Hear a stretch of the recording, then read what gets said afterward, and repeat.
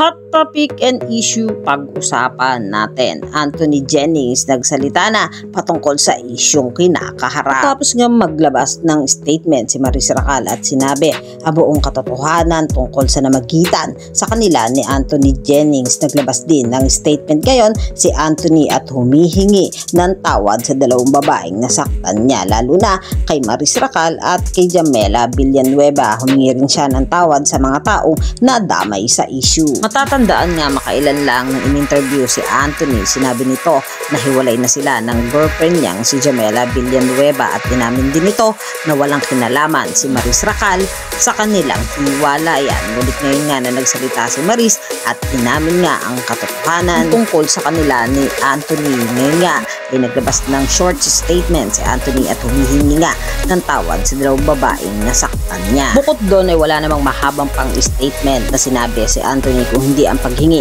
ng tawad dito. Kaya naman maraming mga netizen ang nabitin sa statement na binitawan ni Anthony. Kayo mga katambalan, ano ang masasabi nyo sa issue? Mag-comment lang sa comment section at pag-usapan natin. Yan, mga hot topic and issue dito lamang sa Tambalang JK.